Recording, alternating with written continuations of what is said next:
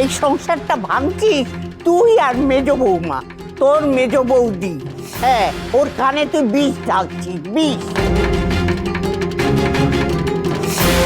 অথচ দেখো, ঝিল্লি আর ঋষি তোমাদের কষ্টের কথা ভেবে সমস্ত অনুষ্ঠানে কিন্তু না বলে যাচ্ছে। हाँ, और जो भी हो शादी ब्याह तो एक बार ही होता है ना, बार बार थोड़ी ना होता है। এই দিনটা তো আর ফিরে আসবে না। মেজো, মেজো তুই মত দে। দেখ, এভাবে কি তোর ঋষি ভালো থাকবে বল? মা যদি বলেন চলে যাবে, আমার তো কিছু করার নেই। আমি আর কি বলবো? করো, তোমাদের যা ইচ্ছে তাই করো, মনের আশ মিটিয়ে করো, আমার কিচ্ছু বলার নেই, কিচ্ছু না, কিচ্ছু না।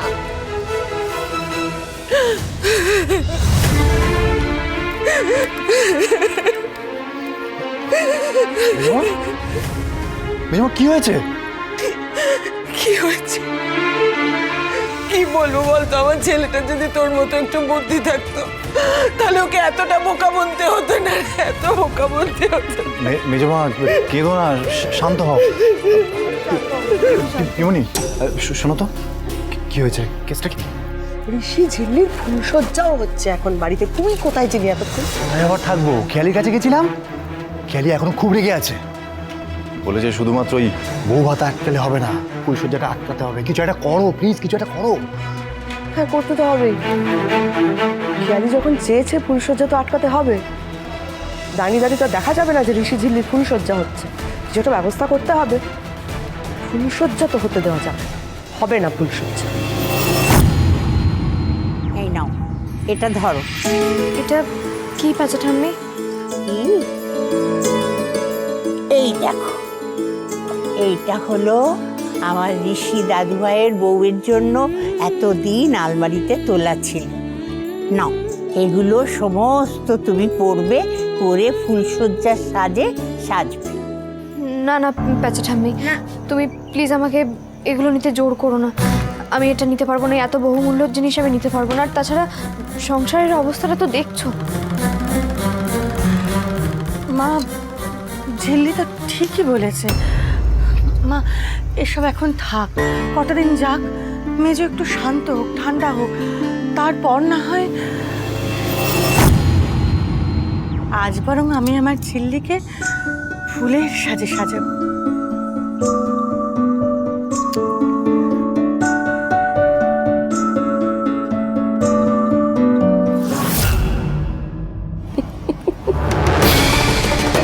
ফুলে তো কাঁটাও থাকে ঝিল্লি, সাজতে পারবে।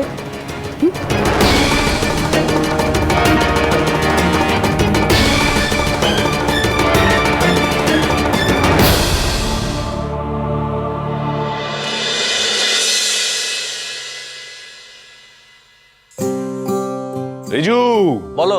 ভালো করে সাজাবি বাবা, বুঝেছিস? হ্যাঁ, ঋষি যেন এসে একেবারে চমকে যায় নিজের ঘরখানা দেখে, ঠিক আছে? হ্যাঁ, এই যে দাদাই বাবু, ভালো করে সাজাচ্ছ তো? এইখানটা গোঁজো, এইখানটা গোঁজো। হ্যাঁ, এখানটা খালি খালি দেখাচ্ছে। বারবার বারবার তুমি রিজুর দিকে তাকাচ্ছ কেন? হ্যাঁ, ও সাজানোর কি বোঝে? কিচ্ছু বোঝে না ডেকোরেশনের, কিচ্ছু না। হ্যাঁ, বুঝি তো আমি আমার নাটকে স্টেজ যা সাজাই না। তোমার কি মনে হচ্ছে এটা নাটকের স্টেজ? মেজদা ভাই আসলে কি কেলেঙ্কারি কাণ্ড হবে বুঝতে পারছো? তখন তো একটা ডায়লগ ভালো করে বলতে পারবে না। আমি পারবো না ডায়লগ বলতে, তাও আবার নাটকে? কি যে বলিস না তুই! ওসব বাদ দে, মাথা থেকে বাদ দে, মন দিয়ে সাজা, বুঝেছিস? একেবারে মন দিয়ে সাজা, বাকিটা আমি বুঝে দেবো। হ্যাঁ, আমি বুঝে নেবো। আরে বাবা, আমি ঋষিকে ভয় পাই না। মিস্টার গুপ্তা, আপনি মেইলটা রেখে রিভার্ট করুন। হ্যাঁ, তারপর আমি দেখে নিচ্ছি এখন।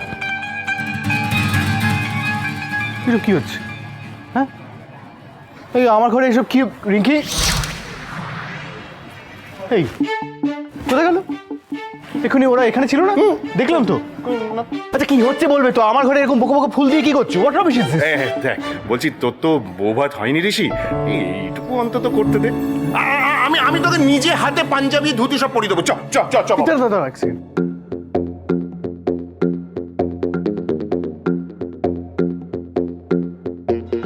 এই রিজু, উবই কি করছিস ওখানে?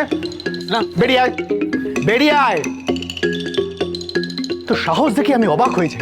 তোকে বললাম অফিসে যেতে, তুই গেলি না, আর এখানে বসে বসে আমার খাটটাকে বাগান বাড়ি বানাচ্ছিস। হ্যাঁ, যত সব অকাজ করে যাচ্ছে তখন থেকে। আচ্ছা ঋষি শোন, চল চল চল, তুই আমার সঙ্গে চল। এই দেখ, তুই সকাল সকাল ওই নিম, ওইসবের নিমের পাঁচক ওইসব খেয়ে না, তোর তোর মেজাজটা একবার তিতো হয়ে গেছে। চল, আমি তোকে সাজিয়ে দিচ্ছি নিজের হাতে। চল, সাজাবে কেন? চল চল। আরে ঘরটা তাতাই বেরিয়ে আয়।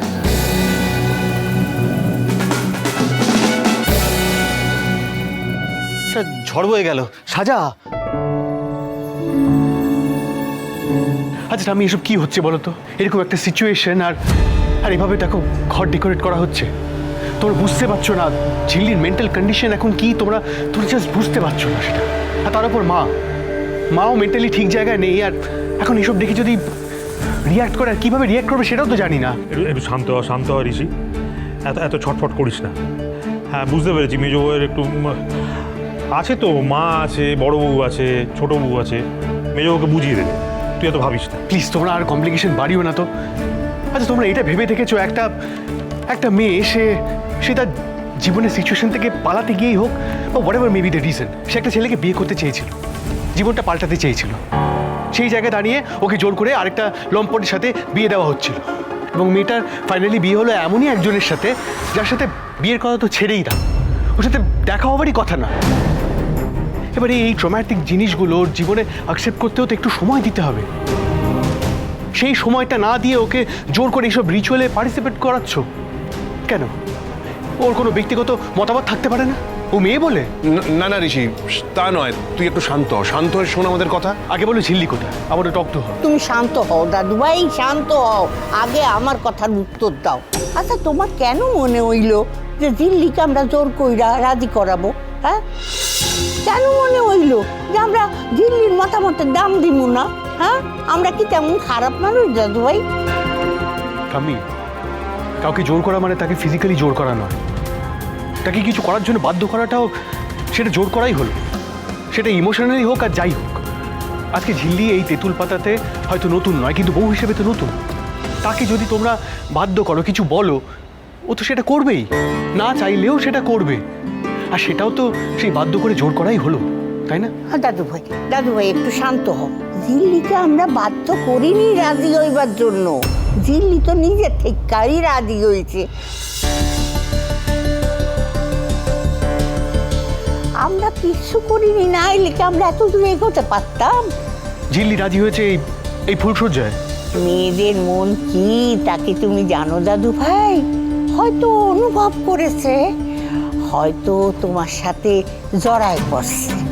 ইম্পসিবল। এই দেখো, কেন ইম্পসিবল কেন? তুই তো বলেছিস যে ঝিল্লি মায়ের আগের জীবনটা তেমন ভালো ছিল না, অনেক দুঃখ পেয়েছে, কষ্ট পেয়েছে, হয়তো সব কিছু ভুলেও নতুন করে জীবনটাকে শুরু করতে চাইছে। তা সেই সুযোগটা তুই দিবি না? তাছাড়া তুই সকলের সামনে বলেছিস যে তুই স্বইচ্ছায় যা করার করেছিস। এখন তো আর না করা তো সাজে না। আমি সব জ্ঞানে নিজের ইচ্ছেতে ঝিল্লিকে বিয়ে করেছি।